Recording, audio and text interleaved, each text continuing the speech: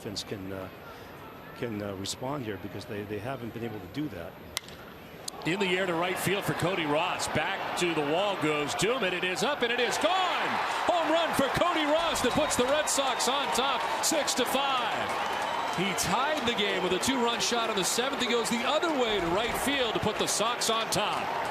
Well, he just did what I said that they haven't been able to do, and that's I think if this can hold up, this is a very big win psychologically, emotionally for this team. 8th career multi-home run game for Ross.